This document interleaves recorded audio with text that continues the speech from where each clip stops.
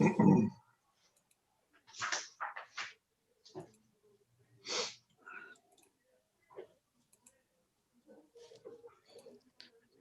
you are live. All right. Well, thank you. And welcome to everybody. I'm going to call the meeting to order of the Heritage Barrie Committee. So welcome to all of you, and welcome to the thousands of our fans that are watching online. The first item on our agenda is 70 and 72 Dunlop Street East, a sign install. You may remember that a couple of years ago that we approved and went through council a sign for this building. This building is designated as a historic building, and now we have a request for a change to that approval. And so we have with us Sean Mills, who is from the sign company, to help us with this. So welcome, Sean. And Thomas, I guess maybe the best thing to do is just to have Sean give us the details, and then we can have a discussion about it, unless you have something you want to introduce first. Thank you, Chair, and good evening, everybody. No, I think you covered it. The applicant is here just to give us an overview of the design and answer the committee's questions. There's also a couple of questions that the chair had asked me to speak to the applicant about, and maybe after the applicant is finished, I'll actually go through those questions and ask him to answer those questions as well, if he had not already answered them through the presentation. And then the committee can deliberate, and hopefully we can pass a motion for a recommendation one way or the other. That's what I'm hoping for. Yep. So I will turn it back to the chair and hopefully to Sean. Thank you very much. Okay, thank you very much, Thomas. And Sean, the floor is yours, and we would especially like to know with some precision the difference between what was approved originally and what the change is that you're asking for at this point. So go for it. Okay, basically, so what was originally approved was an aluminum sign that was basically attached to a kind of a channel. So all the letters would be attached to this rail, and basically then that would be attached to the building. What we're proposing is just to make it more look more like a heritage sign. So we've designed it basically to look more like a heritage sign than the existing design that was approved. So basically what we're trying to do is put a permanent rail on the building, so we can basically the challenge with this building in particular is that it is tough for them to lease out that third floor. And we're just trying to basically come up with a solution. So whether it's this tenant or any tenant, we can have a permanent fixture to the building that eliminates us further drilling into the building when a new tenant is leased out that space. So basically, it's just a design to basically use the best, basically to use the space better is basically it. So our proposal is just to put an angle bracket on the building, which will allow us to put a different design of sign, which actually looks more towards what a heritage sign would look back in the 1800s. So I'm not sure if I can show you some stuff on my screen. I don't know if that's possible, but there are some images from the Barrie Historical Society that I wanted to show you, which would show you exactly the same design that we're proposing, except for basically ours is attached to the building versus painted. So is that possible? Can I do that? You should be able to, yeah. You should be able to share your screen. I'm trying to figure that out. Sorry.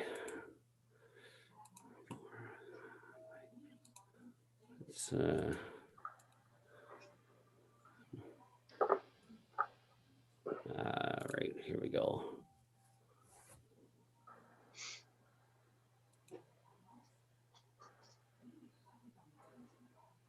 Oh, sorry, it's not letting me do this.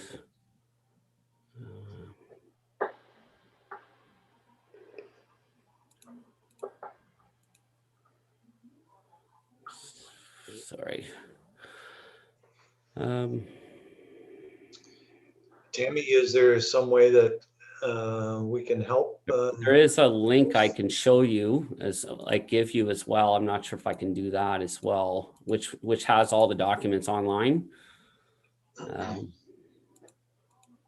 Yeah, I think I have that link you had sent to me, Sean. I might be able to pull it up on my screen. Yeah, if you could do that, that'd be great. I can basically, sorry, I'm new to this Zoom stuff. Just 1 second, I'm going to find it here. I have on my screen sort of the two different designs, but I don't have the other items shown. I know Sean had sent me a link to his OneDrive, and in that OneDrive, he's got a number of images. So, okay, so I think I'm in the OneDrive. Yes, I am. Okay, so what I'll do is I'll quickly share my screen, share screen number 2, and share. So can somebody give me a thumbs up? Let me know if it is visible. Okay, thank you, Craig. Yep, perfect. So just tell me where to go, and then I'll just navigate there. So it's the farthest right directory, images of same designs. So these are actually off the Barrie Historical Web Society. So our design is very similar to exactly what we're showing in these pictures. Some of them are tough to see because they're pretty old, but as you can see, the designs are pretty similar to the design we're proposing. It's basically between the features of the brick and just a very simple black and white sign. So basically we're trying to mimic the same kind of design, but basically new, modern. Yeah, I think the best one is tough to probably see this some one of them, here. but yeah, that would be the best example. There is also another directory of the same kind of thing in other cities, so it's not uncommon. If you go to the first directory, it says sign examples. Again, these are also very similar designs to what we're proposing. And basically, it just shows that our design that we're trying to do is in line with the historic signage. So there's quite a few examples.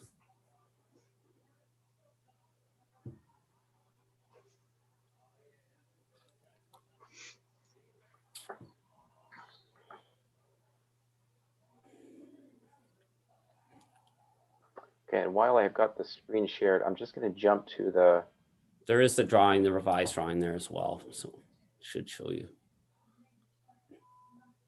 So this is the, just for the committee's clarification, this is the proposed, the new sign or the revised sign design. And this one that I'm showing on the screen is what is currently approved. So the applicant is looking for him to go from here to here, essentially. Now, Sean, I think that's in terms of the look, but the committee also had questions and concerns about, okay, so the brick color is one of the issues. So right. The new sign has a black background. Yeah, it's a matte black sign. Okay. So the reason why we don't want to do the brick is basically it's near impossible to get it to match. And basically we'd have to print it like on a vinyl surface, and basically you're going to get about 4 or 5 years out of that before it would have to be replaced. So we're trying to make it look more traditional by not having a newer technology like a digital print on there. And basically this will just allow it to look cleaner, and it will look really tacky. I promise you that if we go with the other route. This way it also is more visible, basically to the to people looking at the building, so they can get you know, more attention, which is what the goal is. Okay, and another question that arose from the committee was the width of the sign. So the current sign is, I believe, a maximum of 96 inches, which is, I believe this side is the long door side. And these ones, well, they span the width of the building. That's correct. So the reason why we did that is because they're both different widths. So if I just stuck the width of the sign with the black background and did the same on the other side, it's gonna not create balance and it'll kind of look tacky. And I just don't think it would suit the building. I personally wouldn't want to put it up, to be honest with you, at that point. The reason why we're doing that is it just gives it equal balance on both sides because the widths of each letter are different. So this kind of just ties it together. It still is in line with the heritage guidelines for signage. And basically the other reason is also because this building is usually leased out every 2 years. There is another example in the file, which you can look at, of different examples of signs that have been installed in this space. So we're trying to create a permanent rail. So we're not damaging the building anymore. So if you look, banners and signs. So I just Google Earth this, and basically those are some examples of the signs. And you can see if we make it smaller, like they've got in some of these images, it kind of looks kind of tacky. So we're just trying to create that balance with the property. Like obviously that was done illegally, but that's why we're trying to go the width, because it just looks kind of tacky if it's just half the size.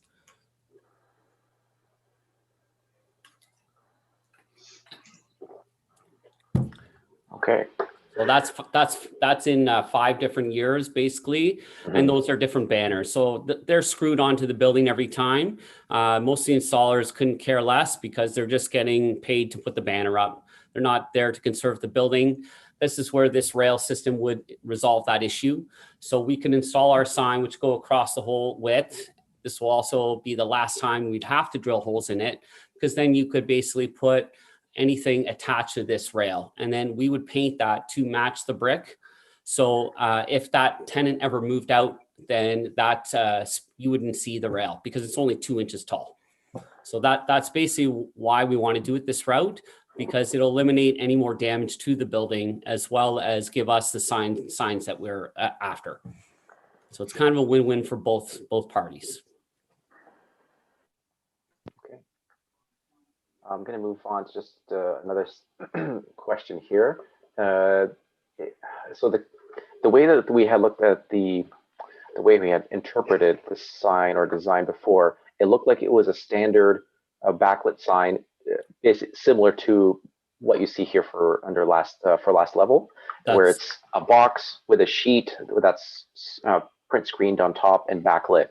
But from our conversations, Sean, you've told me that is not the case. Could you describe the difference? So the difference is this is just a basically an aluminum panel. So it was designed to be illuminated, and the black backer basically hides all the wires. And then it also, for each letter, because it would be illuminated, you'd have to drill through the building. So with this option, basically all the wires are hidden in that black box, and then basically there's one wire that powers it. If you actually look on the image, somebody has already done that. So the power wire coming out of the building is already there. So we wouldn't actually be, that's not the right drawing either, I believe. No? Okay, no, let me it see should be a modified one without those in there. If you go to the first.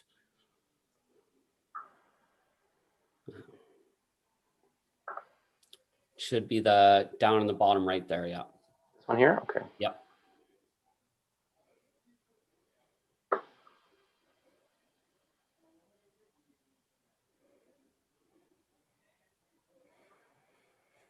Oh, sorry, 1 second. I did the zoom wrong.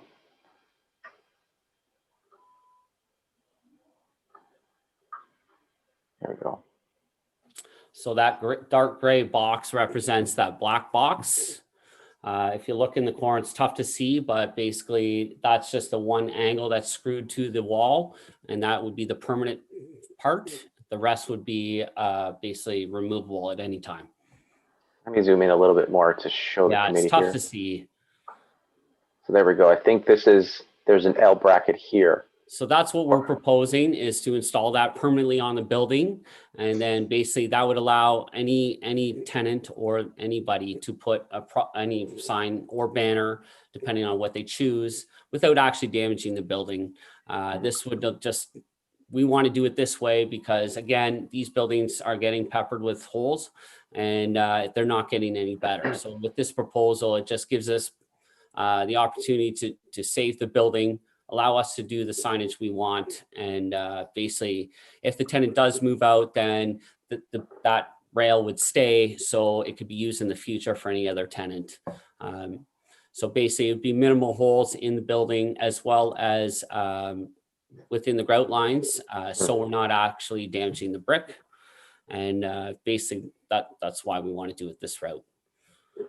Sean, and just to, for the committee's benefit, this black or dark or gray filled area, this will be hollow, correct? That's correct. And this is where the wires will go. That's correct. Okay, so the wires won't be visible. And what is this box, this white? So that's the letter itself. So they're individual letters that are about 3.5 inches thick. So it'll look like a 3D sign. And the lighting is, where's the lighting? That's it there. Those little boxes between the gray and the white box. It'll say LED module there with the line. And you told me that the letters are individually lit. There isn't like one light that shines. Right. Okay. That's correct. The black is not in that here. Would look kind of tacky. Again, it's just to hide all the wiring, and that's basically all it's designed to do. Okay. And yeah, you mentioned that the letters are all three-dimensional, and they're not. It's not a screen. It's not printed on the backer. No, it's an actual. These are all raw materials, so it's white plastic and aluminum. This is why we want to do it like this. This particular tenant is pretty big. They have 30 employees. They plan to stay here, and I don't want to be moving signs or replacing signs. This should last 25 years up there. That's kind of the way we design them, just so we're not putting more holes in the building. So it's just raw, it's just plastic, like plexiglass and aluminum. And speaking of holes, that was another question the committee had that you and I had discussed. Yes. Was the number of holes, we don't actually know, do we? How many are actual number of holes you're going to propose? One? Yeah, so every 48 inches. So it should show you 2, 4, 6, 8, 10, 12.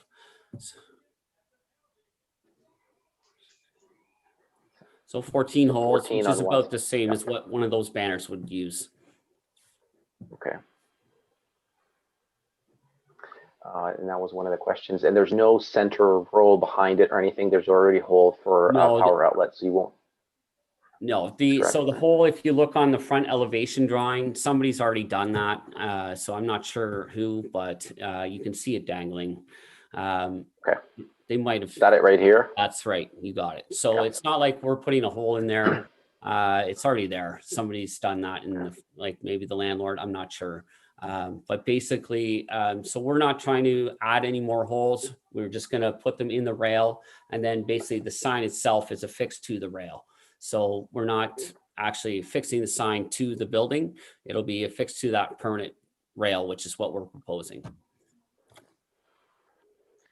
Those are, Chair, those are all the questions that the applicant and I had discussed that were brought forward to me. And I guess this is now an opportunity for the committee to ask the applicant questions. Perfect. Thank you very much, Sean, for that. Councillor Harris, I see your electronic hand up, and I can't see everyone, so, but I'll take you first anyway. Thank you, Mr. Chair, and thank you, Mr. Mills, for the description.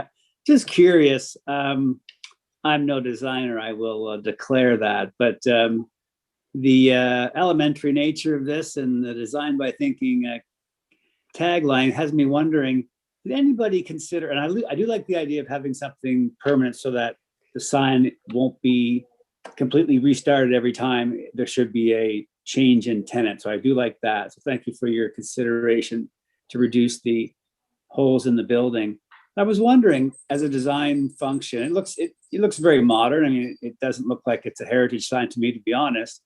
But what made me curious, I'll just throw it out there because this is my design by thinking moment here. Has anybody considered trying to mock the color and the consistency of the Sanders block sign at the top of the building? Like to really have it element designed by thinking, mirror the traditional heritage sign at the very top of the building, which proclaims what building it is. I just was curious if that ever came up in the conversations. I think the reason why it's designed in this fashion is basically that is their logo, and basically they're trying to create brand awareness. So basically Sanders Block, that was their design. That's what brought them their stuff, like their business. But I mean, you wouldn't ask McDonald's to change their logo to put on a building. You would design it within the specifications of the Heritage Act, and then basically make it look as close to that as possible. So, I mean, that would be the kind of the reason why it was designed in that respect. Okay, thanks. Just fair. I just was curious, and not even using, I understand the font is their font and stuff, but the color, black and white versus the color of the Sanders Block building. But anyway, I'm fine. I just was curious. That wasn't part of the conversation, I guess, even the color of it. Well, it's within heritage guidelines regardless. So black and white are the first colors of paints ever invented. So they were the most used and still are. So basically that's why we've chose those colors, because it will give us the best contrast so we can get noticed and still fit within the guidelines. Okay, thanks. Yeah, and I'm not opposed. I'm just it made me think as I looked at it. So I thank you for answering my questions. Okay, thank you. And anybody else got a question? I just want to, in my own way, kind of talk about the differences between this sign and the one that was originally approved. But before that, I have a question. That's what I wanted. Leave that one up, Thomas, for a minute. And perhaps, Sean, I can ask you about the 3.5-inch aluminum return. Sure. What is that? So that's the actual letter itself. So it's a 3.5-inch piece of metal that is bent to shape of the letter. So that's just the technical term for the permitting, but that's the actual letter itself. So the black box sticks out about, 2 inches or so. Yeah. And then the other letter is a 3.5-inch thickness. Or sorry, 3 inches and 3.5. Okay. All right. So and that drawing is a bit out of scale, I guess, because the letters themselves are not sort of the same height as the background. Is that correct? Well, no, that's exactly how they're designed. We didn't make them as big because, again, we just wanted to look nice, right? I could have made them look bigger and tackier, but again, I really want to get the sign put up, and I tried to make it as, look as heritage as possible, basically. Sure. Yeah, we're not into bigger and tackier, frankly. Okay. So the differences between this sign and the one that was approved originally, the biggest difference, I think, is there's a couple of differences. One of them is the angle iron, so that now there will be an angle iron on the building, and the sign can be taken off and put back on a different sign, and the angle iron will stay, and there's no more drilling into the building as was in the past. That's correct. The second change is that the background is going to be black. And what was approved before was a brick design. Correct. So committee members, I think, need to think about that. And the third change is that these letters individually are going to be individually lit, whereas before the letters were not lit. That's correct. Have I captured the essential three differences? I I think believe so, yeah. okay, all right. So committee members, any discussion, any thoughts on that? All right. Sarah. Hi, I just have a question. So it's looks like the first sign has that cable to be lit. Does the second half have a hole drilled through to be lit already, or are they going to be connected somehow? And is there going to be a wire going across the front of the building? Yes, we would put a wire and basically paint it the brick color so it just disappears. So we're not, it's one power line and that's it, which is already there. So basically we would basically hide it in the brick basically and paint it to color so you can't see it. Okay, and then my second one is, I think the heritage sign above it is a bit more centered within the building, where these ones are a bit more offset. Is there any thought to making these ones a bit more centered so they kind of have the similar flow to the heritage sign above, or is there any wiggle room there or thought? It can be done if that's what it takes. But again, it was the design by their organization. That's kind of their look. So that's why they were trying to keep it in style with their other branding. Okay. All right. Any other questions? Discussion? All right. Then I'm ready for a motion, I think. And I suppose, I mean, the process goes like this, that we would move it if we adopt whatever we adopt, and it goes to City Building Committee. If they adopt it, it'll move on to the council process. So that's what we're doing. So it seems to me that from the comments that we should have a, oh, Kathy. I guess, I don't know if it's a point of order, but would we normally be having this discussion with Mr. Mills on the line as well, at putting forward the motion at this point? Well, all of our meetings are open unless, you know, we're discussing a personality of some sort. So if you wanted to discuss Mr. Mills' personality, yes, we would have to go in camera, but I don't think we're going to do that. We're going to discuss his design. So I'm quite happy to have him watch us have this discussion. In fact, it would be good because we always want to be completely transparent about everything that we do. Okay, thank you.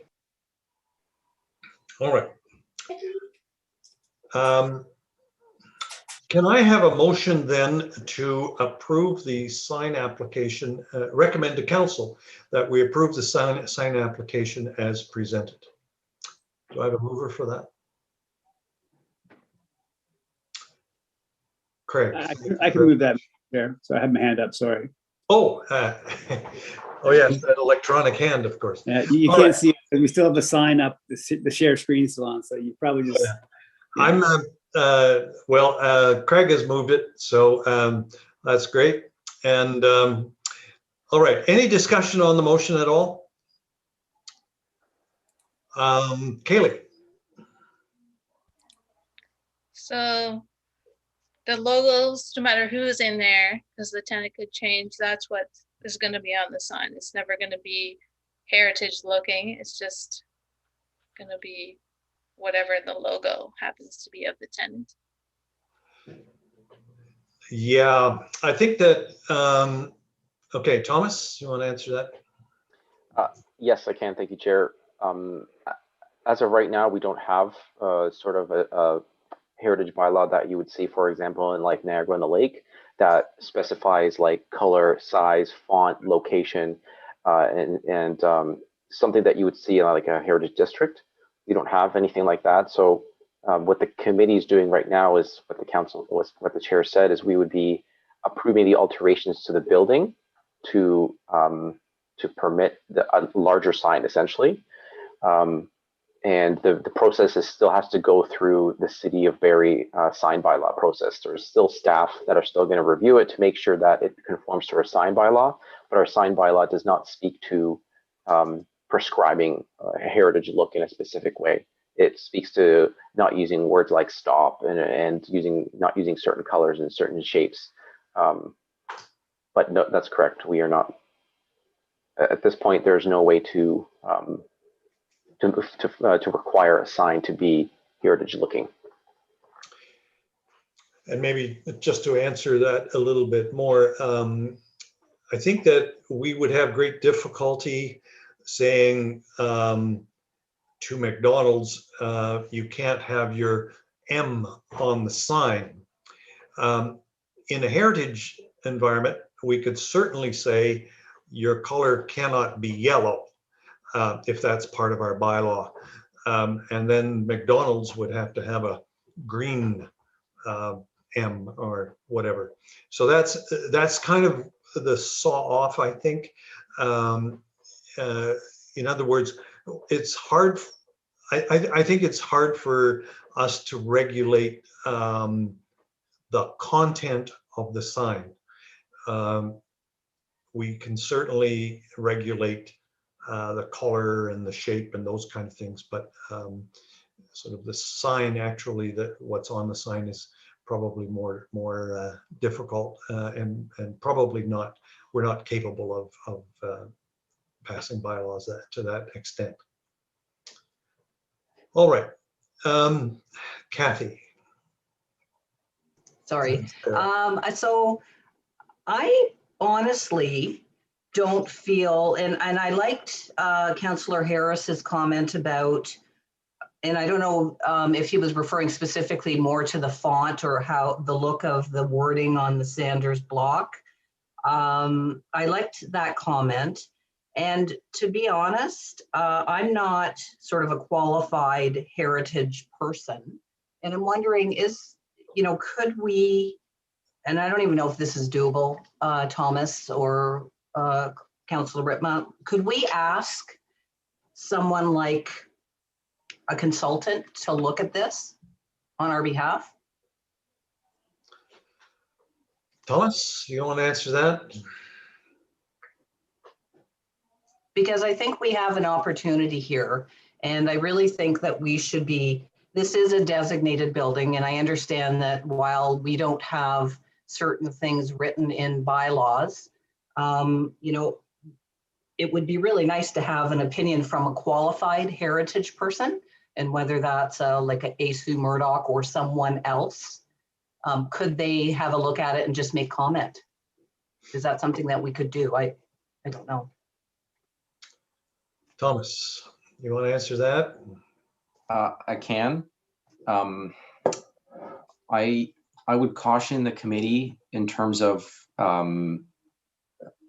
what we're asking. The mandate of what we're to do is we're to review the sign and recommend adoption or not to council. It is really, we can recommend with conditions or recommend conditions and something like that. It's just, to the earlier conversation about the logo, it would be difficult to require an applicant to use a specific font unless you have a bylaw that requires the use of that font in general language. And if there's a logo, I doubt we would be able to force somebody to use a specific font. For example, I don't want to pick on any specific business, so I won't give you an example, but there's lots of businesses that have specific fonts that they use. City of Barrie uses a specific font. And if we wanted to put an ad up in Niagara on the Lake or something like that, they wouldn't make us use their own prescribed font. They would tell us where that sign would go, how big it can be, and how tall it can be and things like that. But the content of the sign, I don't believe would be required to follow a specific font. But I'm not sure if you know, a sign like this, a single sign would require us our warrants, getting a consultant. If we were putting together a bylaw for all signs in Barrie, then I would absolutely say that a heritage professional should look at it and give us a recommendation. Just not entirely sure if it's appropriate for a single sign. Thank you, Thomas. Sarah, I saw your hand. I had sort of a general question about the sign. I just, on a side note, I do kind of, I think, agree with what seems like a few members of the committee that is unfortunate that this sign definitely does not look heritage and it doesn't keep with the building. And it looks like it definitely detracts from the brick. I understand why painting it in a brick pattern is kind of difficult, but yeah, I sort of agree with everyone's sentiment that it's, or not everyone, a few people who have raised concerns. The sentiment that this is maybe not as historic as we would like it. But the real question is, so this is going to be put on 2 rails and there's some pointing that is in the brick, just some decorative elements. Just want to make sure that that rail is not going to cover up those decorative elements of the brick that is already there. I can say we designed it to guarantee that it doesn't cover that area because again, I've worked on probably 20 of the buildings down in Barrie alone, and I do love the city for the heritage look, and I wouldn't want to deter from that. So no, it will not cover any of that space. All of the detail of the brickwork you will see. It's just the standard, you know, brick pattern that we're covering.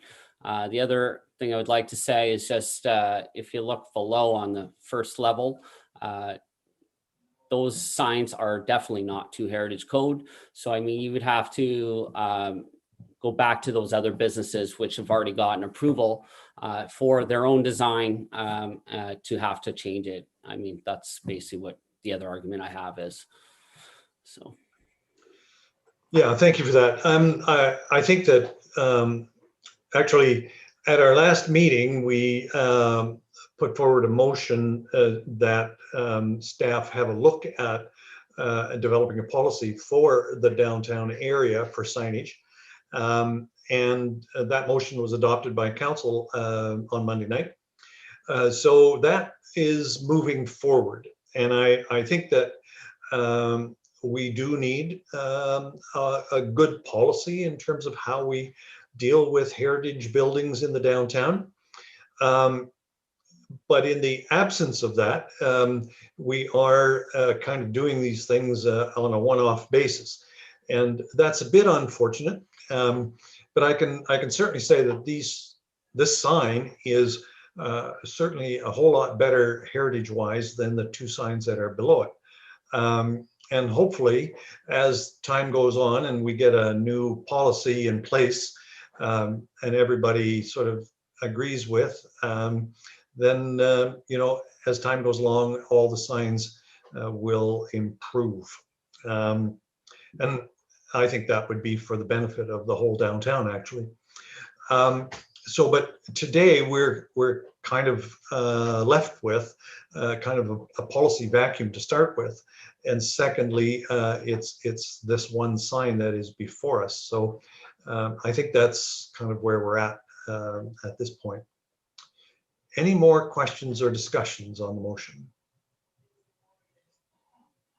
No, I see none. All right, well then I'll take the vote. Those in favor of the motion, can I see your hand? 1, 2, 3. Any opposed? None. Oh, Kathy is opposed. All right, that's fine. All right, so that motion then carries. And Councillor? Yes. Sorry, just to clarify, I think Kaylee and Sarah had her hand as opposed, and we did not hear from Deb. Oh, I'm sorry. All right. So just a sec here. Then we had 1, 2, 3 in favor. And then Kathy, Sarah, and Kaylee were opposed. So that's 3-3. Deb, we haven't heard from you. Can we hear? You can't, you can't see my hand. No, we can't. I'll go with the motion. All right, you're in favor, so that motion carries by 1. All right, that will now move on to city building, and I'm sure that there will be some further discussion along the way by other groups. Thank you very much, Sean, for your assistance tonight. Thanks for your time. You're welcome to stay for the rest of the meeting and be one of our fans. But we're now going to move on to the next item on our agenda, which is 125 and 127 Dunlop Street East. And Thomas, you're going to lead that one, I think. Thank you, Councillor Chair. I think this item is actually intended to be under item 2.2, but either way, we can discuss it as it is on the agenda. I've actually been speaking with the tenant who is operating the main space, being Bohemia, or the ground floor space, and they have been speaking with the property owner, and they're actually interested in exploring the process of designating that property under the Ontario Heritage Act. The property right next door, Jador, is on the ground floor, and I think there's residential above. That building is designated, and the buildings are really a mirror of each other, or a mirror as best as they could do in the late 1800s. But they're very similar, and yeah. So I'm going to be, I just wanted to let the committee know that I'll be working with the property owner to begin that process. I don't think we need to have a decision or a discussion or a motion at this time. We still need to get formal request by the property owner to initiate that process. So I just want to let the committee know that that's going to be the case, and the matter will proceed. Hopefully on the next agenda, we'll have the application for the committee, and then it'll proceed on to council from there. We may also be required to hire a consultant to do the bylaw for us. Yes, we may need that, but that's fine. Well, that's good news, and I think moving forward, that's terrific. All right, and then we have also, so we'll move to 2.2 on the agenda. That's A and B. First of all, the Simcoe County Jail. Gonna bring us, Thomas, up to that. Thank you, Chair. Again, that's or the next items are both mine. I have not had success in reaching anybody from Infrastructure Ontario just yet about potentially listing or designating the Simcoe County Gall. And so we call it a jail, but the historic term is Gall. Steve Travers did an excellent little video for us about the history of the Simcoe County Gall, and he always referred to it as such. And I always like it to it because I always like that language because it speaks to the historic language that was used at the day, and it just has a nice ring to it. Yeah. I don't know if I could say that about a prison, but the correct name anyway. But I'm going to continue to try to attempt the property owner, being on Infrastructure Ontario. I think there's just levels of bureaucracy that it has to get through. And I will update the committee as soon as I hear back. All right. So it is owned by the province of Ontario. That's correct. Okay. All right. Well, that will take some time, I'm sure. Kathy. I'm just wondering if it's helpful in any way that council endorse or do a letter of support that might help Thomas in his efforts. I don't know if that's something that's necessary, maybe not, but I would, it's not a bad idea. It's just, if we're talking about potentially designating this process, there is a formal process to do that, where we issue a notice of intent to designate. I don't know if a letter from, maybe a letter from the committee or something like that might be appropriate, but not from council, because council can designate the property without owner's consent. So it's so the intermediary or the step in between would probably be committee reaching out to Infrastructure Ontario. So if I'm not going to get anywhere, perhaps a letter from the committee. So I don't think we're there yet, Kathy. I think it just hasn't got to the right person yet. Okay, I was just trying to help support you in any way. I appreciate that. Yes, when it comes to the province, you might a lot of support might be necessary. But anyway, I mean, let's let Thomas have his let him do his work for the next month, and if we're still at roadblock, we don't hear anything back, then yeah, then maybe a letter from the committee would be appropriate. All right, and how about the Armory, Thomas? So I did hear back from the Federal Parks. They're not called Federal Parks Service, but it is part of Parks Canada, and they look at all the federal buildings. And I've been bounced around between about 3 or 4 people, and I have not heard anything back from the last person. So instead of trying top down, I'm going to now reach out bottom up. I'm going to contact the Simcoe Grey Foresters directly, the recruiting office, as they probably have somebody, they know somebody who actually owns the building. So I was going to give them a call today to give the committee an update, but unfortunately I ran out of time. But it is has not fallen off my agenda or off my radar. Okay, well, those are two good buildings to pursue, and we've got a couple of others on our radar as well, and we can pick that up next month.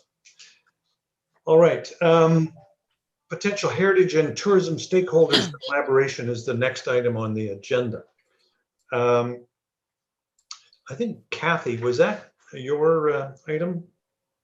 Yes, that was. And I think Thomas sent a note back and asked me to prepare a potential agenda, and that we would be looking at, or it would be our responsibility to figure out logistics. Does that sound familiar, Thomas? Yeah. Okay, so I haven't done anything about an agenda at this point, because I want to find out from other people within the committee how they feel about having a stakeholders meeting to start with, and who they think our stakeholders should be or are. And, people, I certainly think that we should be engaging Tourism Barrie, the Barrie BIA, perhaps the McLaren, the Allendale Neighborhood Association. I can't think of, I'm sure there's a few more I can come up with, but if anybody else can give me an idea of maybe who else we could include. I guess And maybe, maybe the first question we should ask ourselves is, what is the intent? What is our goal with doing this? I think, I believe anyway that we have many groups, organizations out there that are very interested in heritage, and everybody is doing something a little different. And it would be really nice to have everyone sit around the table and talk about, what their purpose is, what they're doing, Barrie Historical Archive, and just, put our heads together and see what we can do, because as a group, we're sort of limited to what we can do. So it'd be really great to have sort of a collaboration with others that are interested in heritage and helping us promote and educate. And, if we have to fundraise, maybe there's somebody, Tourism Barrie at one point before the pandemic, or just as the pandemic was hitting, we invited Kathleen Trainer to come and speak to us, because she knows a great deal about grants and funding and where we could go, what we could do, what Tourism Barrie could do to help us. And, that got canceled because of the pandemic. So. No, I'm good with that. It's just, I want to be clear as to where we're headed with this. And I agree. I think that there's certainly strength in numbers, and people are doing different things, and we can bounce ideas off each other, and who knows, 1 and 1 may come up to be 3. Mhm. So where do we need to go on this one? It seems to me that, Kathy, if the intent is that we should have a meeting, that it would be great if you would put together a structure for that meeting, an agenda, if you will, and a list of invitees. And we could have that discussion next month, and then put those wheels in motion. Shouldn't take very long to set it up, but I think it needs some good planning so we get some good results. All right, so I saw Thomas, and then Craig, and then Deb. Thomas, you're on mute. There I am. Thank you, Chair. Just wanted to let the committee know that as I had a conversation with Kathleen Trainer a little while back when we were submitting our application to the Simcoe County Sports and Tourism Culture Grant. And we just, we're talking about what the committee's doing, what Tourism Barrie is doing. And she expressed interest in partnering up with Heritage Barrie on, an initiative. So there is definitely interest out there from that side. She also sent me sent me a link to an app, and this app is called On the Spot. And I just wanted to share my screen with the committee really quickly. Actually, we've got time this meeting. We've got another hour, so I can go through everything. Okay, so everybody should be seeing my screen. Can I get a thumbs up from somebody who can see my screen? Yep. Thank you, Craig and Chair. So this is the summary. This is just on their website. It's basically a self-guided tour that explains the history of the area. And if I go back to the original page, it looks like what they do is they actually take historic images and they superimpose them on top of, I'm not sure what's happening. There we go. And they actually superimpose them on top of existing images. And, I thought the Barrie Historical Society has a lot of these pictures. And, if, for example, Tourism Barrie, Heritage Barrie Committee, Barrie Historical Society partner together to put this app in motion or to utilize this app, that's potentially one initiative. I'm sure there'll be some costs involved and things like that, but with more than one group, it's some cost sharing would make this easier. And we already have some content like this on what's our website called? Discover Barrie. Discover Barrie has all of our walking tours on there, so we could leverage that content. So we already have this information floating around, but it's just a matter of presenting it in a way where somebody can hold it on their phone. So just an idea for your agenda there, Kathy. I think that's a great idea. Any comments, thoughts, questions? All right, Kaylee.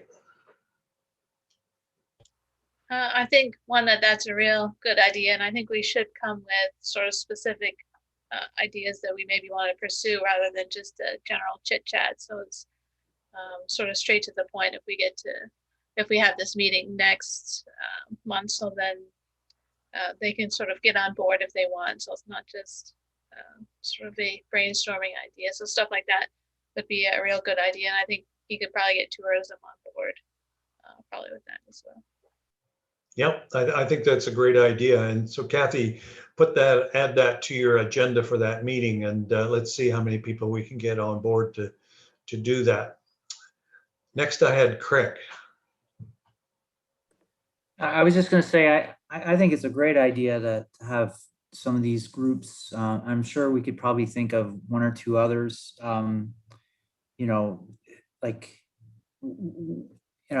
in a pandemic. We're sort of isolated. To get more minds, and what's out there, I think is really going to help with some of our ideas. And we have limited budget, but if we can suggest some ideas we have, maybe we can get some support. So I think it's a great idea. So yeah, I'm with you, and I think if next month is May, we meet in May and we can finalize this thing, and then hopefully in June we could organize it and have it put together before the end of or before the summer holidays. Deb and then David. Yeah, I support Kathy's plan as well. And I think it's something we used to do annually in May. And there are several heritage and historical organizations that would participate. And I think part of the intent of that evening, and we're going to save money on refreshments, right? So it'd be virtual. But it was also partly a cascading of what the city was doing, and whether it's, a historical neighborhood plan or whatever. So if there's information that needs to be shared across these city groups, that's an opportunity. And typically we tried to find one or two issues that we could, work on, collaborate on together, that everybody would have a stake in. So totally support the initiative. I think it's a good way to get a lot of our programming out there, like, the register, et cetera, et cetera. So way to go, Kath. Yep. Great. Thanks, Deb. So next is David. Yes, thank you, Chair. Along with, I think, an exchange of ideas and issues, one item would be to create a database or list of all our partners, because I wouldn't even begin to know where to find them or sort them out with names and people and etc. I think once or twice a year, perhaps.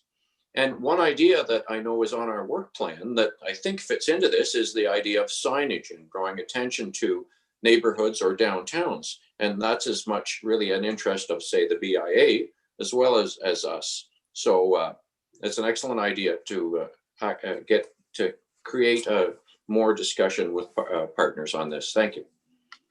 Good. All right. Thanks. Sarah. Yeah, I was just wondering, is there any way that we would be interested in trying to find a way to get questions like this out to the general population? Because I know that we talk about stakeholder groups, but like the citizenry of Barrie is a stakeholder group that we maybe forget about. So if we could do something like send us a message about what you care about for heritage, and put that in the newspaper, put it online on the website so that they can put in their ideas. So it's not just things that we think of. It's, somebody in the community has a really good idea. Maybe they could give us a message and we could look at working that out. Yep. That might be a little, might be need a different format, but I do think you're absolutely right. There's certainly people out there that have great ideas. And I'm just wondering if there was very much comment on the official plan from people, because that might be an interesting source as well in terms of heritage. I know we commented as a group, but were there a lot of comments received from heritage or from people on the heritage subject for that matter? Okay, any further discussion on that? All right, Kathy, so you have your homework, and the idea is, I see Craig laughing. I always. He's a teacher, he knows, he assigns it all the time, but I don't. So if you, Kathy, would come prepared at next meeting so that we can kind of have a good picture of what it is that we want to accomplish, and then let's try for getting it done in June. And if you need any thoughts between now and the next meeting, my email. Yes, I think what I'd like to do is I'll capture as many of the stakeholder groups and people that I know. And I'll, put, like you said, put together a potential agenda with ideas and send it out to the group and see if I'm missing. Well, what am I missing? Is there somebody that I should be including that I'm not thinking about? Because I'm quite sure there is. None of it has a corner on all knowledge. Thomas. Thank you, Chair. Kathy, I would just suggest maybe to look at our work plan and see what items we can put on that agenda to partner with Good idea. these potential partners as a starting point. And we are sort of being selfish, and I'm sure the potential partners would have their own initiatives, but as the hosts, we can press our agenda. Yep, that's a Good good. idea. All right. Now, Craig. I was just gonna say, you know, once we have this meeting, that'd be a good thing for maybe inviting the press or whatever to be part of it too. And obviously promoting heritage, all the different groups, the different ideas. That might be a nice story, you know, that they could be part of the meeting as well. Mm-hmm. Yep. Kathy. Do we actually have access to a facilitator from within the city? Thomas, do you know? Is that something we could ask for? What do you mean by facilitator? Somebody that could come and actually facilitate the meeting. I think you're looking at them, Kathy. This would be a committee-driven initiative. You know, we would pick a committee member to lead that. I would, of course, it would be the same format as this, where, you know, Tammy would be, or somebody from the clerk's office would be, you know, holding all the IT levers in place. We've got an agenda. The chair is there chairing that, or we can select a sub chair to chair that meeting, and I would be there as a technical sort of advisor. Sure. Maybe we should assign the homework to Craig, could be the facilitator. Craig, could you facilitate? Kathy, I think you volunteered yourself with that duty as soon as you brought this matter forward. We can voluntold a facilitator at our next meeting, maybe. All right. Any further discussion on that item? All right, then we'll move down the list. 2.4 updates from committee. Now, what I did was we have at our meetings, I always make notes of topics that come up, and I didn't want to lose any of them. So I said to Tammy, you know, I would just like to have on our agenda sort of a topic that says updates.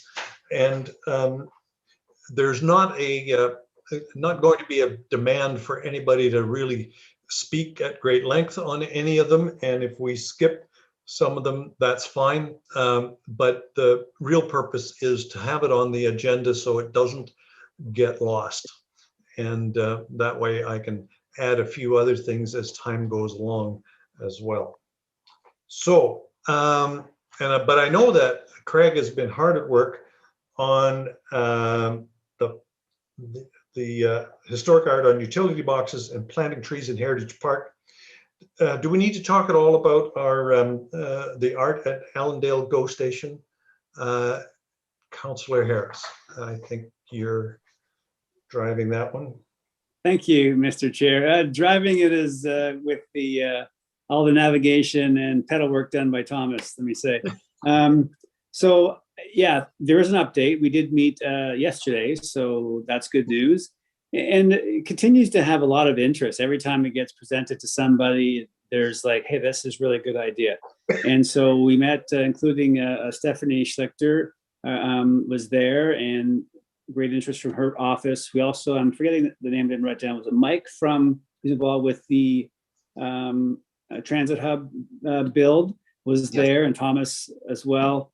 And so really good discussion about how do we get to next steps. We also had two reps from the McLaren Art Center there as well. So the recommendation going forward, we need a plan. We need to obviously scope what the art will look like, and then to get some costing, get some project details. So a key partner that wasn't there yet, but that will be invited, will be the Barrie Art Committee, Public Art Committee. So clearly this really falls into their realm, and we had great conversation with the group from McLaren and the positive connection they have with Barrie Public Art Committee. So there's no competitive interest here. It sounds like a very collaborative proposal that people are excited to be a part of and to contribute to. So, and it felt as well like it really, when we get down to this, it's going to cost some money, but there's a number of funding sources already willing to throw some money towards this. And I would suspect once we have the scope and once we have the plan, that I'm, in my humble opinion, with my positivity in hand, I say that money won't be our problem with this project. And so the other key partner, obviously, because we've recognized and rightfully so, this will be both speaking about rail heritage and the Indigenous heritage of the area. So two wonderful focuses. So I think the program only has positive reviews so far. And Thomas, thank you, Thomas. One of the key issues is Thomas is a busy guy. Barrie's a busy-ish, very busy city, in the planning department at the forefront of most of that. So just around timing, because certainly we're advantaged by having Thomas spending his time and energy on this. And so he has to, get some clarifications of where this fits in his portfolio. But I'll won't speak to Thomas, but I know Thomas is very excited about the project. Maybe you just want to jump in, Thomas, before I say too much. Thank you, Councillor Harris. No, I think you've hit the nail on the head. My concern is that I would be potentially the bottleneck of the project moving forward. So I just want to make sure that we have all the pieces in place to get it to move forward. And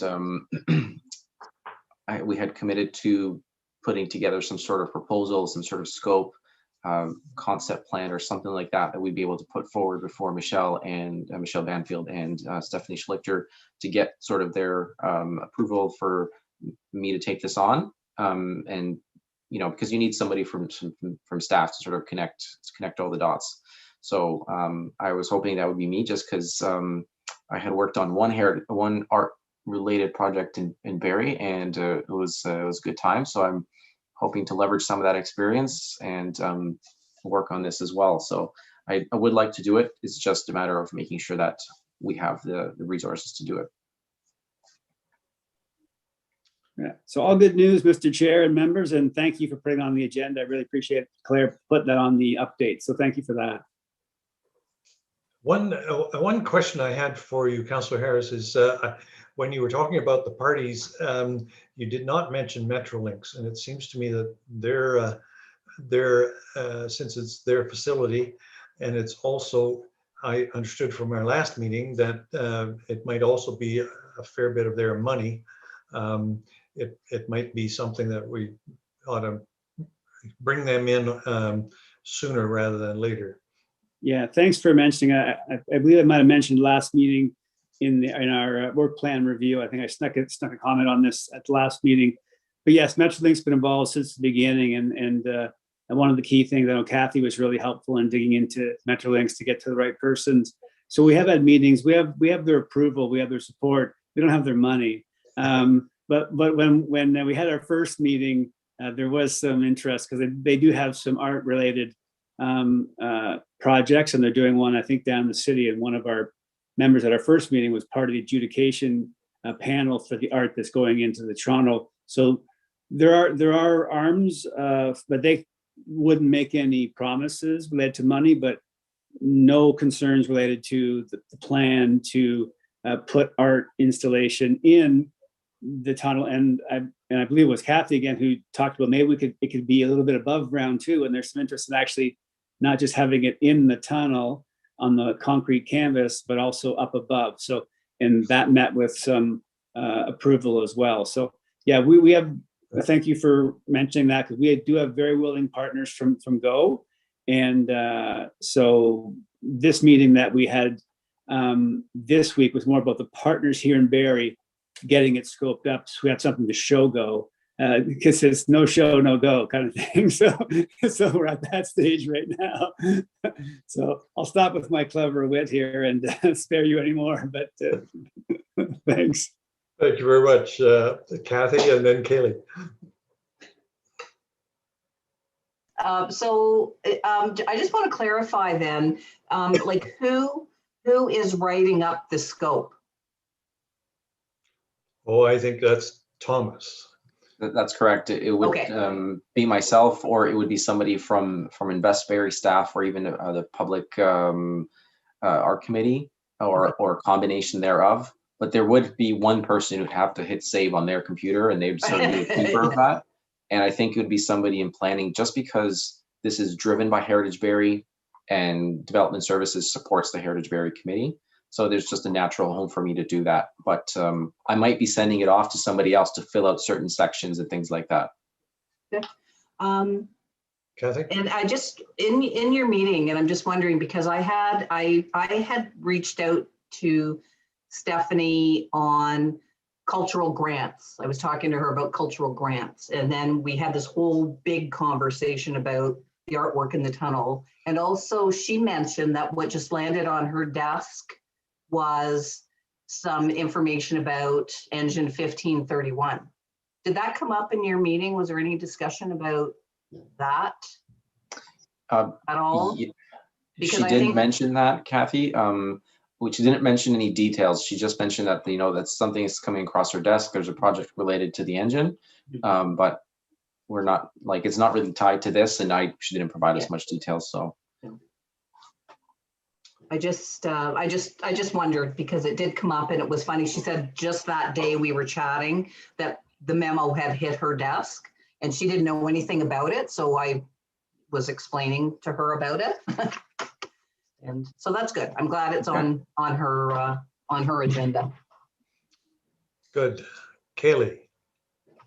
I was just gonna ask, since you said you want the images to sort of document the history of the land, was there any sort of contemplation of contacting Indigenous groups that they maybe want to contribute their own art or some sort of installation? Yeah, Councillor thank you. Harrison. Yeah, and the Indigenous, I'm trying to remember I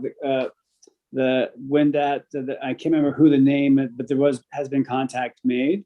So again, as we get into the scope, they are a key partner, and how this ultimately takes shape, they will be a partner in obviously every step of the Indigenous art installation, or whether it's going to be murals or what we're permitted to do.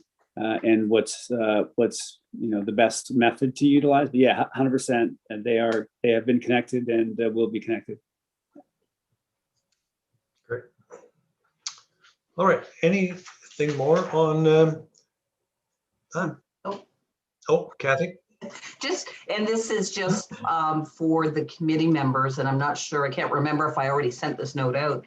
That there are storyboards that have been cropping up, and especially in the Allendale area. So there's 8 or 10 boards. They're wonderful, describing everything from the rail history to, the little town of Allendale. And so there's some by the South Shore Center, and also right across from the GO train where you cross at the light at Lakeshore. There's another grouping there. So if anybody takes a walk down along the lakefront near South Shore, you should have a look at them because they're terrific. Yep. Yeah. So that's great. All right. Craig, I think you're up on items B and C for updates.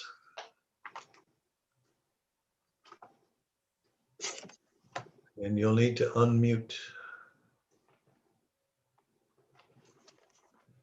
You're on mute, Craig.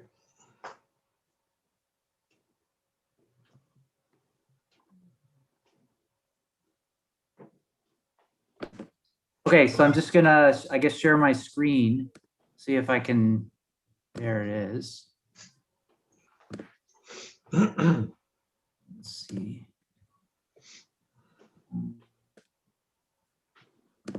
Can you see this? Yes. Okay, so I think everyone got this today. Is that correct?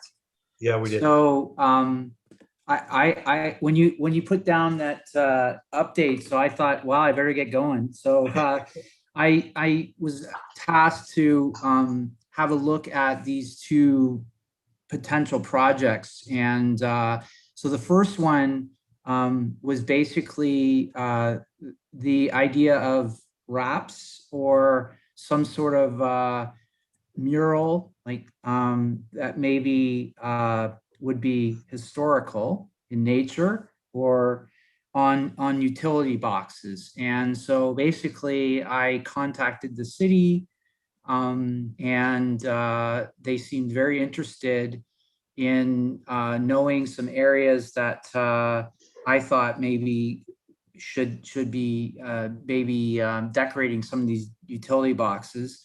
And so basically I went and identified, I think 10 different ones that were sort of corridors to the lakefront area that I thought, you know, could obviously look a little bit more inspiring for not only Barrie citizens but also for visitors to our city.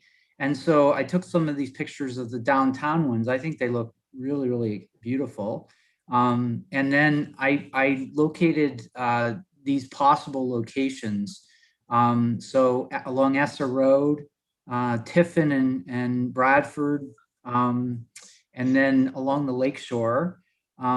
And those are the ones that I thought potentially maybe a project we could get something on them. And basically, these are some of the examples. I didn't take every picture. I sent it to the city though, of boxes right now. So the one on the left-hand side is actually in Meridian Square. And I mean, that is pretty ugly. And then to the right, those are some of the utility boxes that are on some of the streets on Lakeshore and Maple, Lakeshore and Bayfield. These are ones in Centennial Park. Again, you know, they're not very attractive. And these are some of the parkettes. So the one on the right is the parkette on Tiffin and Bradford. And that's like an area where cars stop and it's sort of sitting there waiting, and you see these sort of gray boxes. And the other one is on Innisfil and Essa Road. There's a little parkette there. And so I basically thought that those were something that, you know, we could definitely try to support. I just didn't know where to go next because I contacted the city. I sent them where these locations were, and they basically said, we love the idea. The city actually controls those. Those are, a lot of them are traffic boxes. And so they didn't seem to have a problem with, you know, that the city owned them. The only issue they had was that they said because they're basically already there, that they might not be able to wrap them as well as the other ones, because the other ones were built and wrapped and then put up, the ones downtown. But I mean, they have them in Innisfil and they've done them on mailboxes and things. So they were already there. I don't think it would, I wouldn't think it would be hard to clean them off. And I was noting there wasn't a lot of graffiti on the ones downtown. I know I haven't been up long, but and the ones that are painted by artists, I find that they're not, for the most part, have stickers and things like that. So, you know, I think it's a win-win because there's less graffiti, there's historical connection, and then I think they just look really good for tourists. So that was one thing that I was looking at. Like I said, I contacted the city and sort of next steps. That's maybe what people can help me in the committee.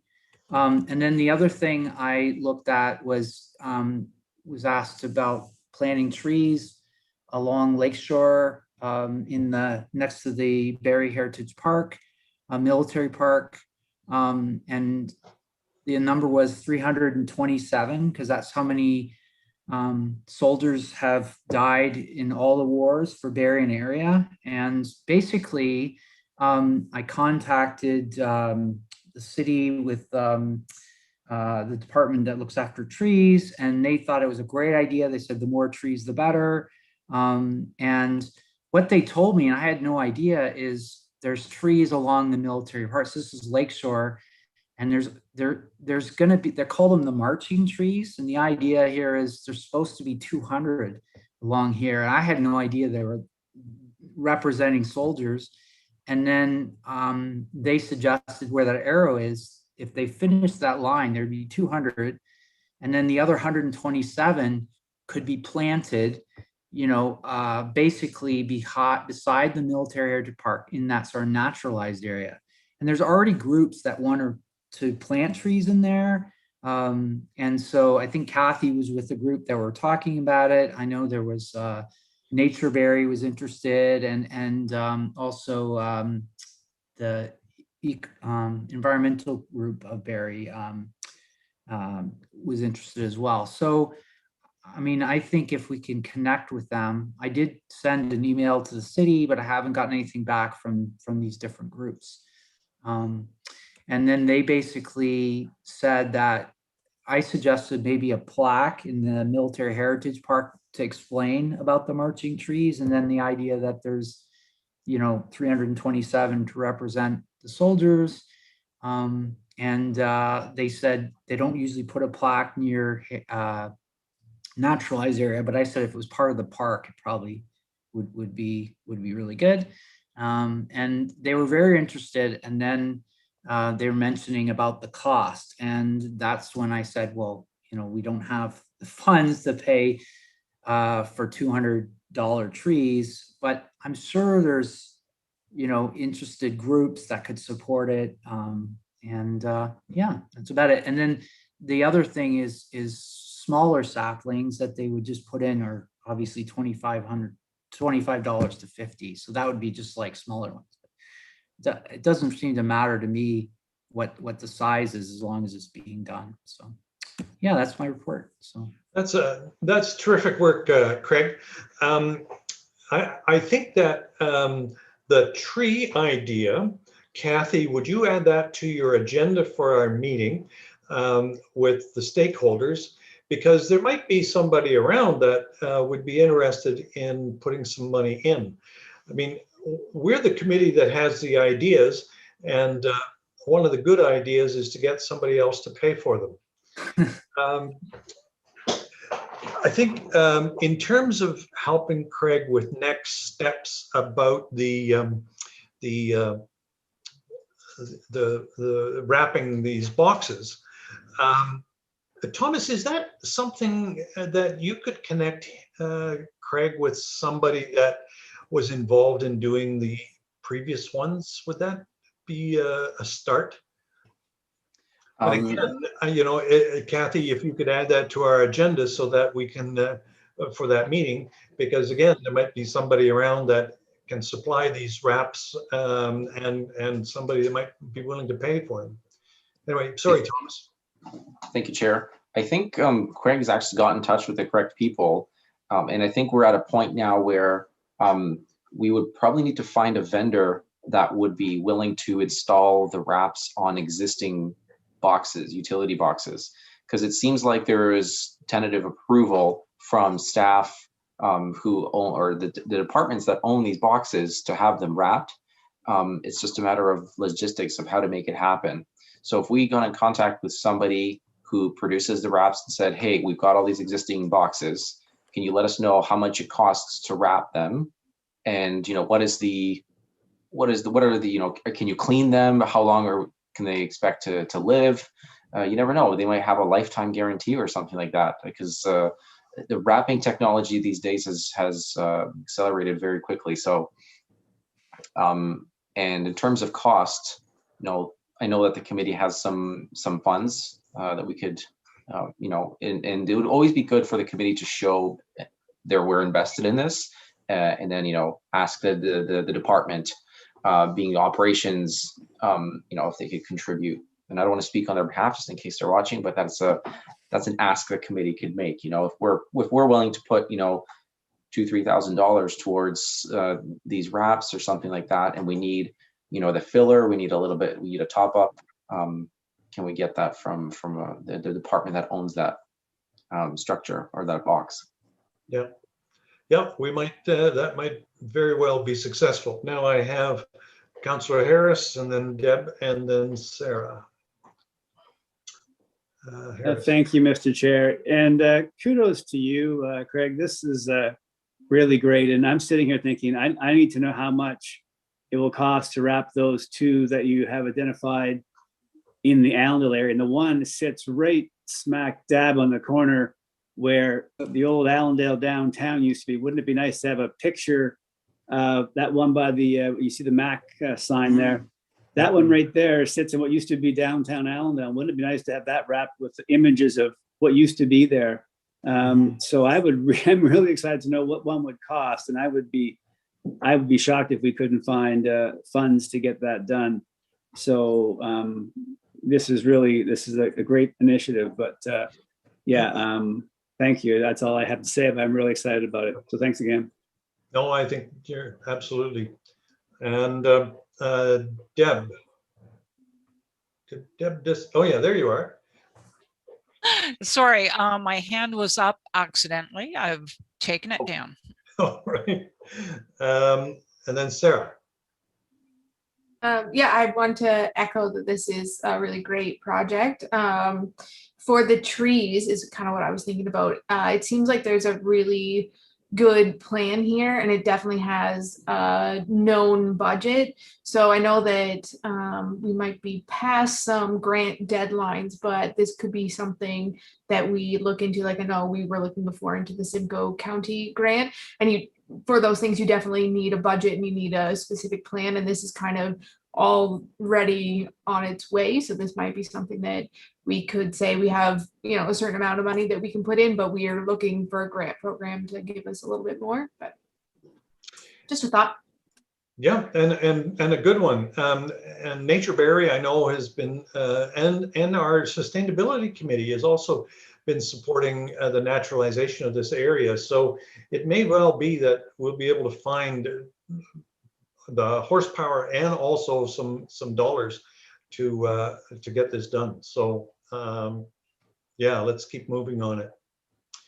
Kevin Rankin, I think, is the person you want to talk to. Yeah. All right. Any more discussion on this item? All right, we'll move on. Thank you very much, Craig. I think that's great work. And the last item, D, is the correspondence between ourselves and BDAR regarding historic homes. And I know, Kathy, that was kind of on your radar. I did do sort of a draft, and Thomas came back with a couple comments. So I just need to maybe make a quick change to that. And my question would be, would it just simply be an email once it's approved? Once I send the version, would it just simply be an email, or would we be sending something on letterhead, or how would we do that? I suppose, I mean, we could put it on letterhead and attach it to an email. And that's sort of how things get done these days. Right.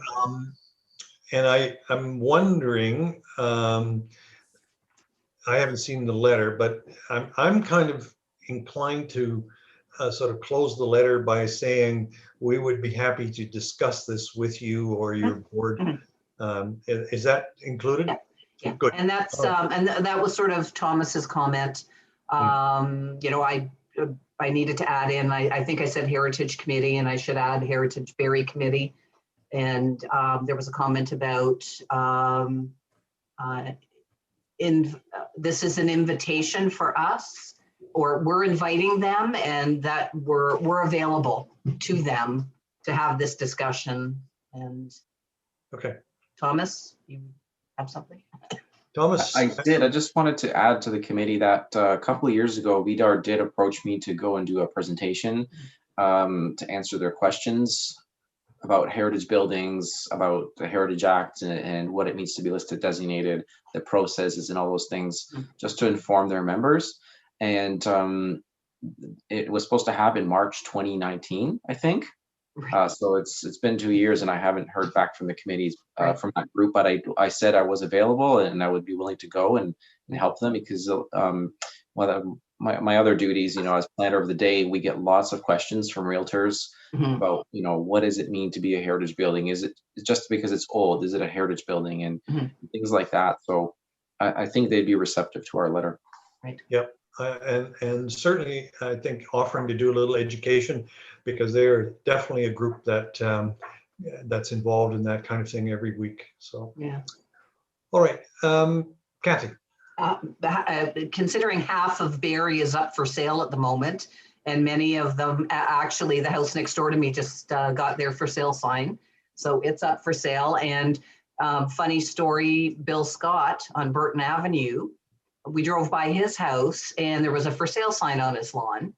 So Terry drove by to see, who the realtor was, because we were going to check it out. And it turned out that it says coming soon. And then somebody had slapped no. And what had happened was the real estate company put the sign on the wrong property. It wasn't supposed to be on Bill's front lawn. And the other thing that I saw that might interest us as a group or not is the Orange Lodge is up for sale. Oh. At Burton and Essa. Oh.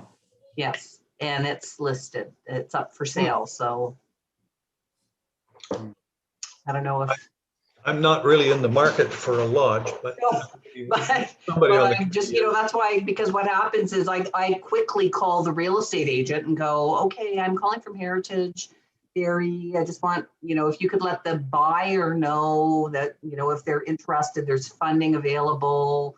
If they list their building, make sure that they understand what's available. And they've all been, as I've said previously, they've all been really receptive to that conversation. So. Good. All right. Any more discussion on this item? All right. Well, that concludes our agenda for tonight. We've had a very robust discussion, and thank you very much for all your contributions. And so I guess we get to say good night, and we'll see you in a month. So thank you very much. Have a good evening. Bye. Good night, everybody. Bye-bye. Bye. Bye, everybody.